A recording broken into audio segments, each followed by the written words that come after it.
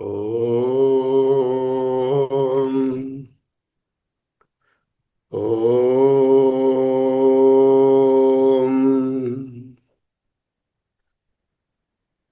ఓం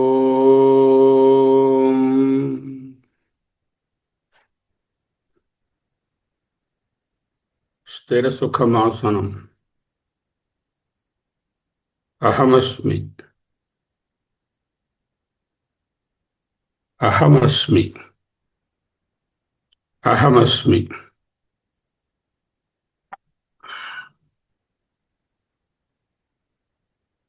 మహావాక్యరత్న ప్రభావళి 20 ప్రకరణాలు.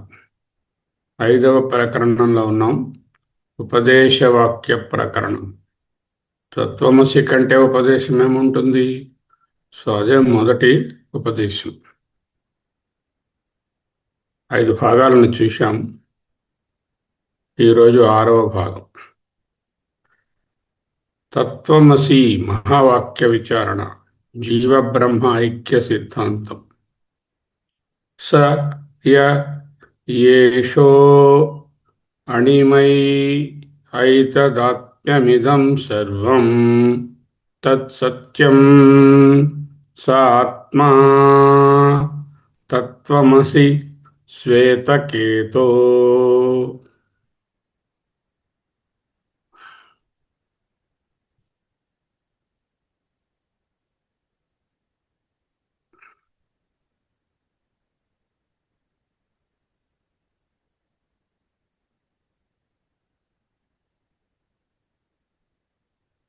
భాగత్యాగ లక్షణం. సంస్కృతంలో జగత్ అజహత్ లక్షణం.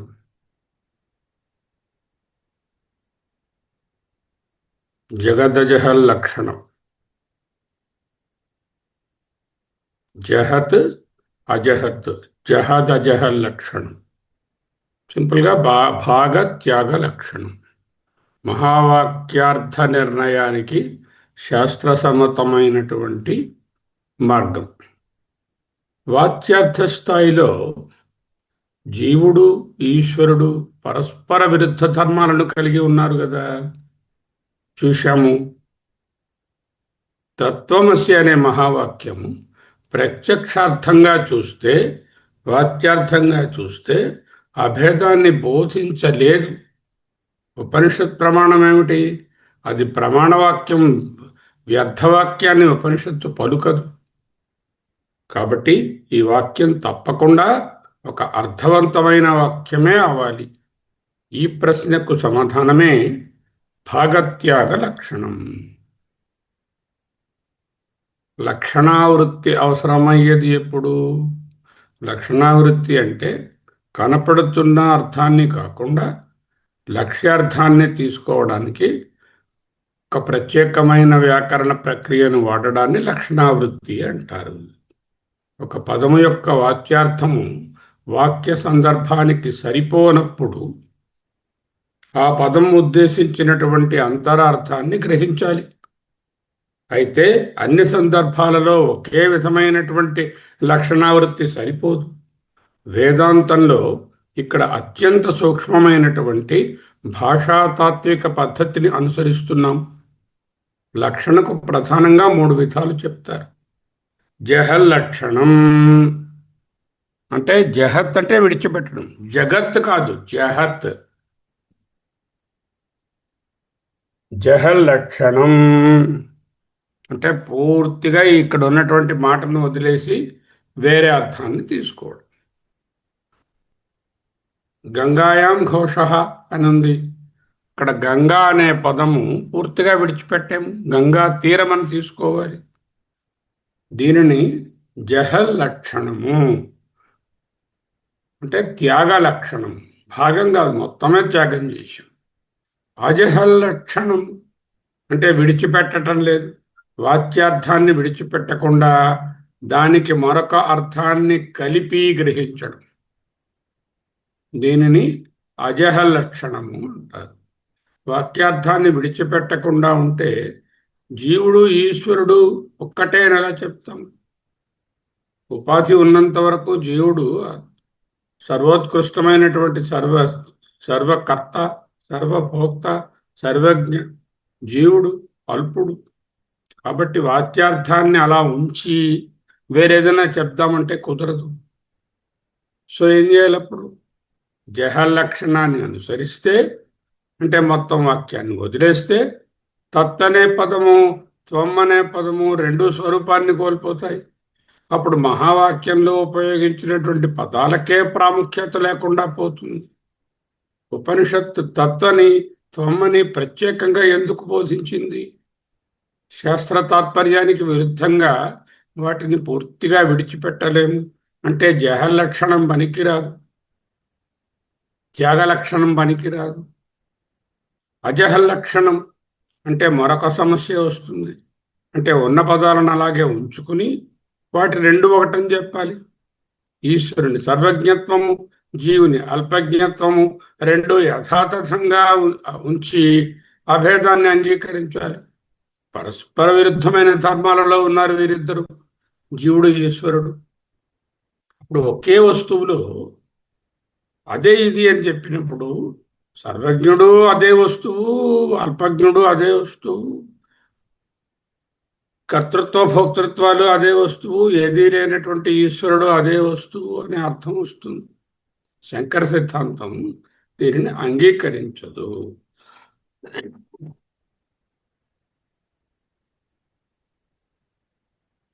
అందువలన మహావాక్యానికి మూడవ విధానమే అనుకోవాలి. ఏమిటా మూడవ విధానము? జహత్ అజహత్, partly taken, partly not taken. భాగ త్యాగ లక్షణం. ఒక భాగాన్ని గ్రహించాము, ఒక భాగాన్ని వదిలేసాము. దీనిని భాగత్యాగ లక్షణము లేక జహత్ అజహత్ లక్షణము, రెండు కలిపితే జహద్ అజహల్ లక్షణం వస్తుంది. దీని సారము అత్యంతమైన సరళమే, కానీ తాత్వికమైన లోతు అపారమైనది. వాక్యార్థంలోని ఉపాధిజన్య విశేషాలను విడిచిపెట్టి, వాక్యార్థంలో ఈశ్వరునికి ఒక ఉపాధి ఉన్నది, జీవునికి ఇంకొక ఉపాధి ఉన్నది, ఆ ఉపాధిజన్య విశేషాలు ఏవి పట్టించుకోవటం లేదు, వాటిని త్యాగం చేశాం. ఒక భాగాన్ని, స్వరూపాన్ని సూచించే అంశాన్ని మాత్రమే స్వీకరించడం దేని యొక్క మార్గం. ఒక భాగాన్ని తీసుకున్నాం, స్వరూప భాగంలో ఈశ్వరుడు జీవుడు ఒక్కటే. ఉపాధి ధర్మంలో ఈశ్వరుడు వేరు, జీవుడు వేరు. ఇక్కడ గమనించవలసినది, విడిచిపెట్టబడేది పదం కాదు, పదం అలాగనే ఉన్నది. తత్వము, పదాలను మనం వదలడంలా. పదాలను వదిలితే అది జహలక్షణం అయిపోతుంది. పదానికి ఆరోపింపబడినటువంటి ఉపాధి విశేషాలను వదిలిస్తుంది.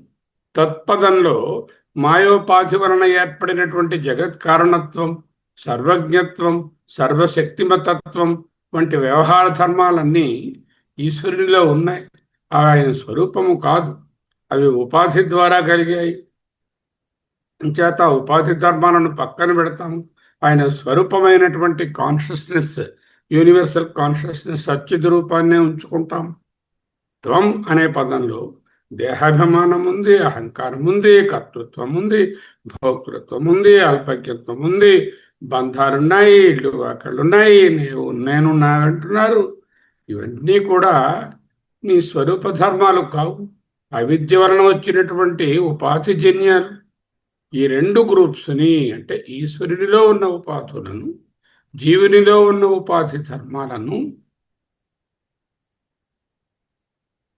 విడిచిపెడితే ఈ ధర్మాలేవి జీవునితోనూ ఈశ్వరునితోనూ సహజీవనం చేస్తున్నాయి, చైతన్య స్వరూపంతో సహజీవనం చేస్తున్నాయి, అధ్యస్థమై ఉన్నాయి. ఇప్పుడు ఈ ఉపాధి ధర్మాలు అని చెప్పినప్పుడు మళ్ళీ మళ్ళీ అర్థం చేసుకోండి. చాలాసార్లు అడుగుతున్నారు, జగత్తు లేదా లేదా అని. జగత్తు నువ్వు చూస్తున్నట్టుగా లేదు. అర్థమైందా? చెట్టు నువ్వు చూస్తున్నట్టుగా చెట్టు కాదు. చెట్టు కాన్షియస్నెస్. లైట్ లేకపోతే, కన్ను చూడకపోతే, మనసు చూడకపోతే చెట్టు నీకు తెలియదు. అంటే The presence of Chettu as Chettu is dependent upon the Panchabhuta, that is the light, and your Indriya, which is another light in you, and the mind which propels both this light. These three, when they are sleeping, when they are not there, you put off the light, you don't have the Vastu Jnana. You put off the mind and Indriya, there is no Vastu Jnana. But still you are there. That one is the Chaitanya. జగత్తు లేదు అనడం లేదు, జగత్తు నువ్వు చూస్తున్నట్టుగా లేదు, పుట్టలేదు. ఎందుకు పుట్టలేదు? చైతన్యాంశము పుట్టక్కర్లేదు. జగత్తులో చైతన్యాంశం ఉంది, తరువాత పరివర్తన చెందే ప్రొజెక్ట్ అయినటువంటి జడాంశం ఉంది. చైతన్యాంశం పుట్టక్కర్లేదు, జడాంశము కల్పితము. సో కల్పితం పుట్టిందన్నా పుట్టలేదన్నా దానికేం అర్థం లేదు. అంచేత జగత్తు పుట్టలేదు అంటే ఏమిటి? నువ్వు చూస్తున్నదంతా, అనుభవం అవుతున్నదంతా నువ్వు చూస్తున్నట్టుగా లేదు. నువ్వు ఆకాశాన్ని చూస్తున్నావు, ఆకాశం నీలంగా ఉన్నట్టు నీకు తెలుస్తుంది. ఆకాశం ఉంది కానీ నువ్వు అనుకున్నట్టు లేదు. ప్రతిదీ అంతే. ఎదురుగుండా ఒక వ్యక్తి ఉన్నారు, ఆయన సో అండ్ సో అని పేరు పెట్టావు, ఆయనకి అట్రిబ్యూట్స్ పెట్టావు, ఆయన అలా లేరు. అవన్నీ కల్పితాలు. స్వరూపంగా నీ ఎదురుగుండా ఉన్న ప్రతిదీ చైతన్యమే, ప్రతిదీ సచ్చిత్తే. ఈ దృష్టితో చూస్తే ఉపాధి విశేషాలను వివేకంతో నిరసిస్తే, వివేకం అంటే ఏమిటి? నేను చూస్తున్నది కరెక్ట్ కాదు, అది రిలేటివ్ రియాలిటీ, నాకు కనబడుతున్నది, అనుభవం అవుతుంది, ఉపయోగం ఉంది, కానీ అబ్సల్యూట్ సెన్స్లో ఇది ఆ చైతన్యం యొక్క వికల్పము మాత్రమే అని తెలుసుకున్నాం. అప్పుడేమిటవుతుంది?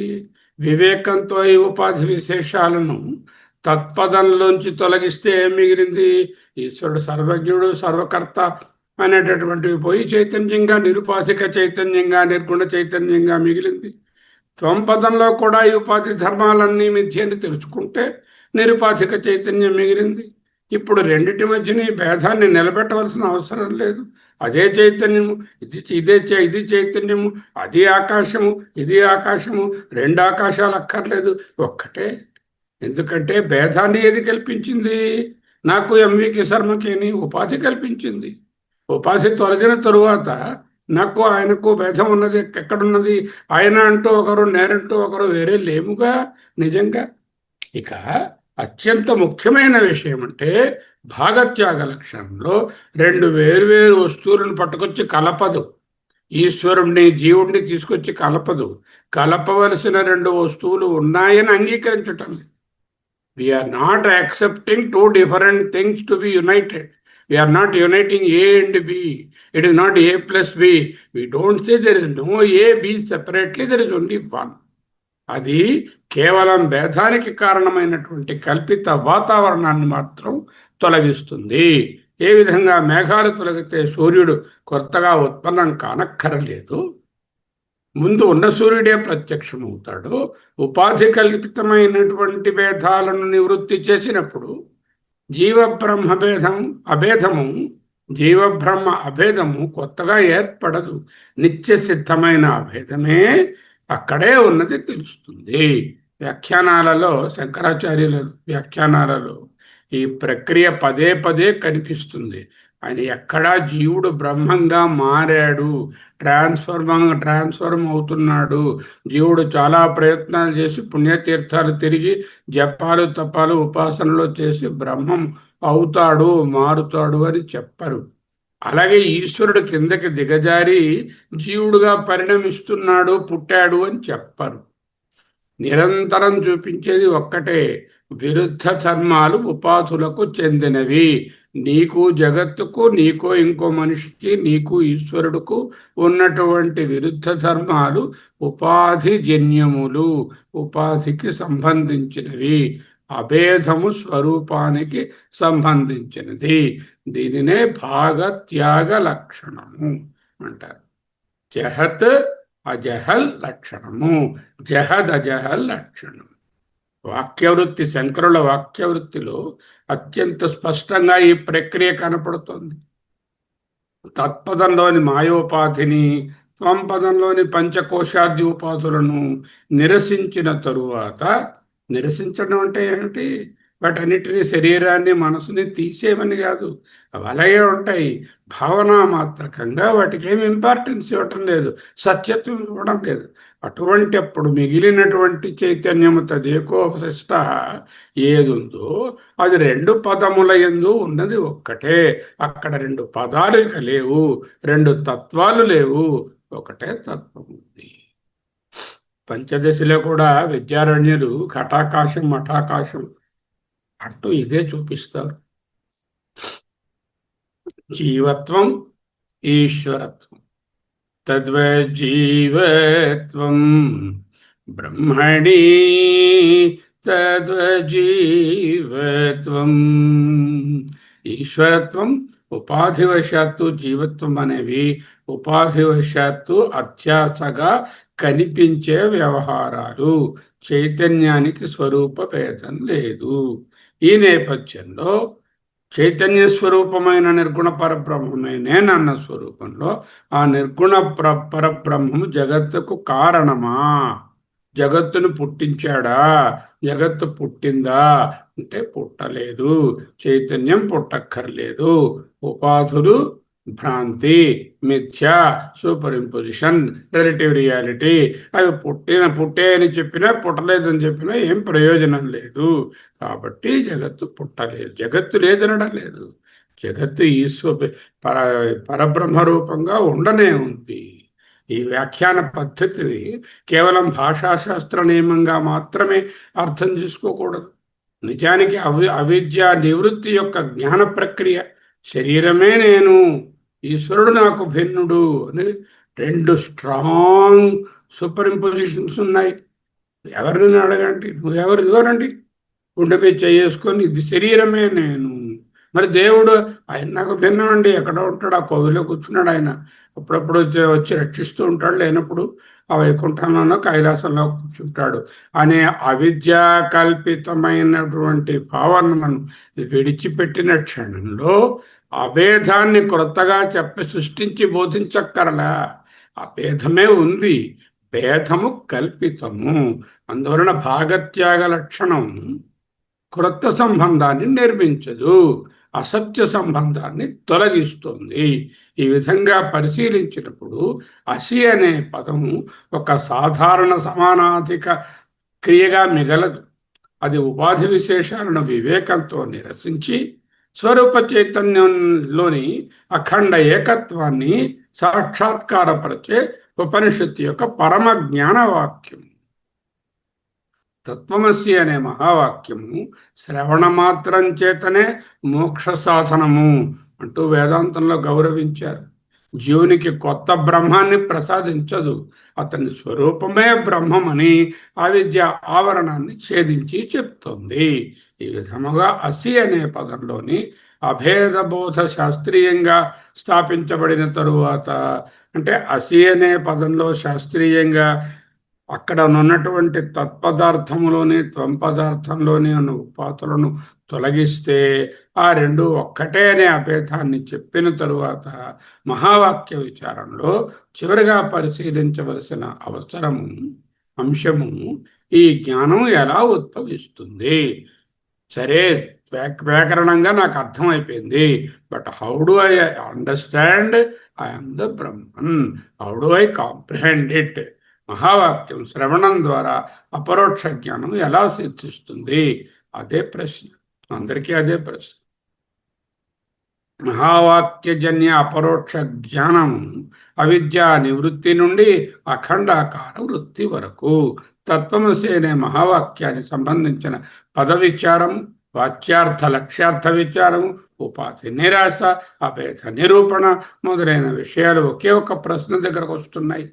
ఈ వాక్యం శ్రోతలో జ్ఞానాన్ని ఎలా ఉత్పన్నం చేస్తుంది? ఇది కేవలం తాత్విక సిద్ధాంతమా లేక పరమ సత్యమా? శంకర భగవత్పాదుల దృష్టిలో ఉపనిషత్తులు ప్రమాణం.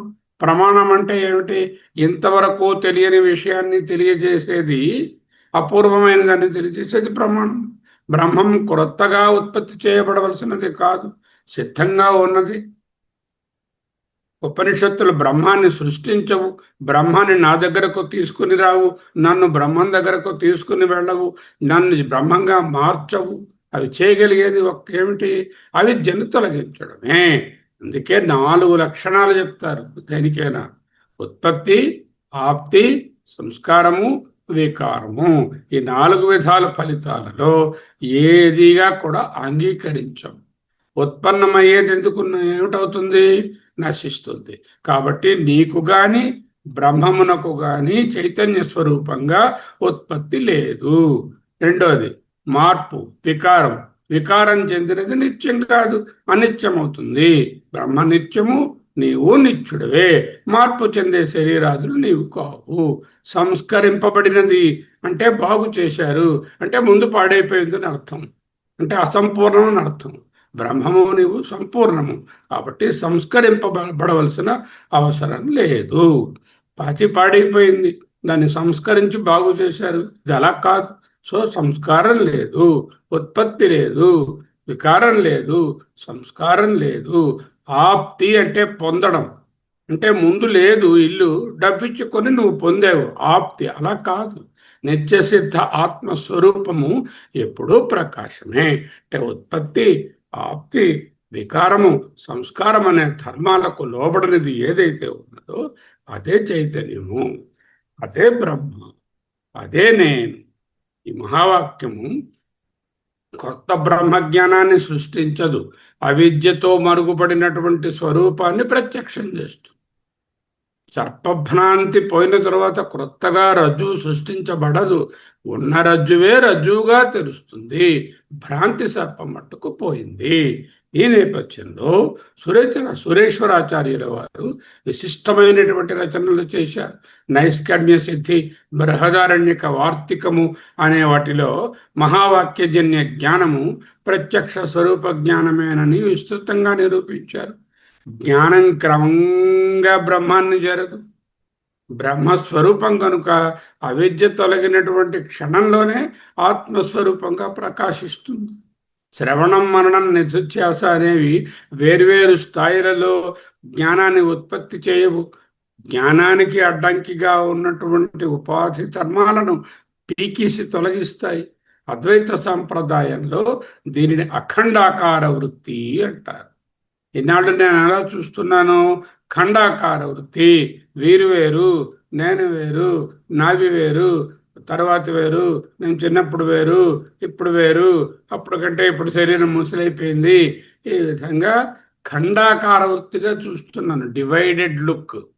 దెన్ ఈ మహావాక్యజన్య జ్ఞానము వలన అఖండాకార వృత్తి అంటే స్వరూపాన్ని చూపించే జ్ఞాన వృత్తి, అఖండాకార వృత్తి. పేద వృత్తి పోయి జ్ఞానవృత్తి వచ్చింది, ఖండాకార వృత్తి పోయి అఖండాకార వృత్తిగా చూడడం.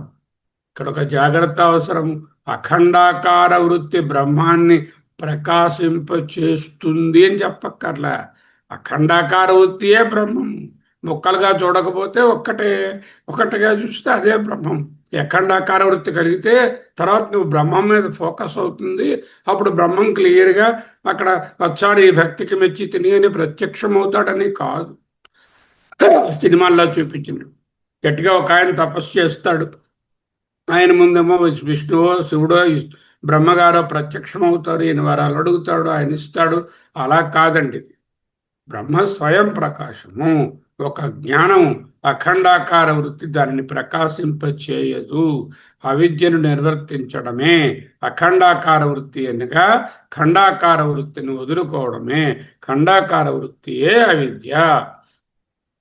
ఎన్నోసార్లు చెప్పుకుంటున్నట్లు క్రొత్తగా సూర్యుడు ఉద్భవించక్కర్లేదు, ఉన్న సూర్యుడే కనిపిస్తాడు. ఓకే. పంచదశిలో విద్యారణ్య స్వామి వారు అత్యంత సుందరంగా చెప్తారు. దర్పణంపై ఉన్నటువంటి ధూళిని తొలగించినప్పుడు క్రొత్తగా ప్రతిబింబం పుడుతోందా? ఉన్న ప్రతిబింబమే స్పష్టమవుతోంది. యథాదర్శో నివాసస్థో అన్ను భగవద్గీత శ్లోకం కూడా అదే చెప్తుంది. ఈ జ్ఞానం సంభవించిన తరువాత జీవునిలో ఏమి మార్పు వస్తుంది? ఫిజికల్, మెంటల్, ఈ 3 శరీరాలలో ఏ మార్పు రాదు. స్వరూపంలో కూడా ఏ మార్పు రాదు. ఎందుకు? స్వరూపం చైతన్యం, అది మారక్కర్లేదు. ఫిజికల్వి మారవు. ముసలాయన ముసలాయనగానే ఉంటాడు, స్త్రీ స్త్రీగానే ఉంటుంది, డబ్బున్నవాడు డబ్బున్నవాడుగానే ఉంటాడు, ఇల్లున్నవాడు ఇల్లున్నవాడుగానే ఉంటాడు, భార్యాబిడ్డలు ఉన్నవాడు అలాగే ఉంటారు. చేత బ్రహ్మజ్ఞాని అయ్యాడు అని చెప్పక్కర్లే. బ్రహ్మైవ భవతి అనేది కూడా స్వరూప ప్రత్యభిజ్ఞయే బ్రహ్మైవ భవతి. అహం బ్రహ్మాస్మి అనేది ఒక మానసిక భావన కాదు, ఒక తాత్విక నిర్ణయం కాదు, ప్రత్యక్ష స్వరూప నిశ్చయం. తత్వమసి అని ఉపదేశించిన పిదప శిష్యుని హృదయంలో అహం బ్రహ్మాస్మి అనే అపరోక్ష నిశ్చయం వికసిస్తుంది. ఉపదేశం గురువు నుండి వస్తుంది. ప్రత్యభిజ్ఞ శిష్యునిలో లభిస్తుంది. ప్రత్యభిజ్ఞ అంటే ఉన్నదానిని తెలుసుకోవడం, క్రొత్తగా తెలుసుకోవడం కాదు. ఈనాడు శిష్యుడికి వాడు జీవుడు అనుకుంటున్నాడు. ఈ బోధనలు విన్న తరువాత నేను పరిచ్ఛిన్నమైన జీవుని కాను, అనంతమైన ఆత్మస్వరూపమును అని తెలుసుకుంటాడు. ఈ విధంగా పరిశీలిస్తే మహావాక్య పదము, మహావాక్యం 3 పదాల సముదాయం మాత్రం కాదు. తద్వారా బ్రహ్మస్వరూపాన్ని తెలియజేయడం, త్వం ద్వారా జీవ స్వరూపాన్ని క్లారిఫై చేయడం, అసి అనే ద్వారా ఉపాధి కల్పిత భేదాన్ని నివర్తించడం చేస్తున్నాం. శ్రవణ మనన నిధిధ్యాసల పరిపక్వతలో అవిద్య తొలగినప్పుడు నిత్య సిద్ధమైన అఖండ చైతన్యం స్వయంగానే ప్రకాశిస్తుంది. దాని పేరే మోక్షం. మోక్షము మూట కాదు. ఉపనిషత్తుల పరమ తాత్పర్యం శంకర భగవత్పాదుల అద్వైత సిద్ధాంతం యొక్క పరమ సంగ్రహం ఇదియే. అందుచేత తత్వమసి అనేది ఒక ఉపదేశ వాక్యము మాత్రమే కాదు, అది జీవుని దేహాభిమాన స్థితి నుండి స్వరూపనిష్ట వరకు నడిపించే సంపూర్ణ జ్ఞాన ప్రక్రియ. ఈ ఒక్క మహావాక్యమే ఉపనిషత్తుల సమగ్ర తాత్పర్యాన్ని, బ్రహ్మసూత్రాల నిర్ణయాన్ని, భగవద్గీత సెంట్రల్ థీమ్ని, ప్రకరణ గ్రంథాల నిష్కర్షను ఒకే అఖండ సత్యంలో ఏకీకరించి చూపిస్తోంది. ఈ సత్యాన్ని గ్రహించడానికి గ్రహించిన వారికి తెలుసుకోవలసిన మరొక పదార్థం లేదు. యజ్ఞానాత్ నా అపరో జ్ఞాన అపరః నా అపరం జ్ఞానం. యజ్ఞానాత్ నా అపరం జ్ఞానం. యల్లాభాత్ నా అపరో లాభః. యత్ సుఖాత్ నా అపరం సుఖం. తద్ బ్రహ్మ, అదే బ్రహ్మ ఇతి అని అవధారయ. Decisively you start conducting yourself like that. పొందవలసిన మరో మోక్షము లేదు. ఎందుకంటే తెలుసుకున్నది క్రొత్త వస్తువు కాదు, మన యొక్క నిత్య సిద్ధ స్వరూపమే. అహమస్మి, అహమస్మి, అహమస్మి. ఇంకా ఉంది, ఇంకో 2 ఎపిసోడ్స్ ఉంటాయి, రేపు ఎల్లుండి. అహమస్మి, అహమస్మి, తత్వమసి, తత్వమసి, తత్వమసి, అహమస్మి, అహమస్మి, సోహం, సోహం, సోహం, సోహం, శివోహం, శివోహం, శివోహం, సోహం, సోహం, సోహం, సోహం. అహమస్మి, అహమస్మి, అహమస్మి, తత్వమసి, తత్వమసి. అయమాత్మా బ్రహ్మ, అయమాత్మా బ్రహ్మ. అహం బ్రహ్మాస్మి, అహం బ్రహ్మాస్మి, అహం బ్రహ్మాస్మి. ప్రజ్ఞానం బ్రహ్మ, ప్రజ్ఞానం బ్రహ్మ. ఇదం సర్వం బ్రహ్మ ఖలు, సర్వం కల్విదం బ్రహ్మ, సర్వం కల్విదం బ్రహ్మ. ఇదం బ్రహ్మ సర్వం ఖలు. అహమస్మి, అహమస్మి. తద్బ్రహ్మత్వమసి, తద్బ్రహ్మత్వమసి, తద్బ్రహ్మత్వమసి. అహమస్మి, అహమస్మి. అహమేవాహం, అహమేవాహం, అహమేవాహం. పరిపూర్ణం, పరిపూర్ణం, పరిపూర్ణం. శుద్ధోహం, శుద్ధోహం. నిత్యోహం, నిత్యోహం. శాంతోహం, శాంతోహం. నిర్వికారోహం, నిర్వికారోహం. నిరంజనోహం, నిరంజనోహం. सत्योहम चिदोहम आनंदोहम सच्चिदानंदो अहमस्मि। स्वस्ति।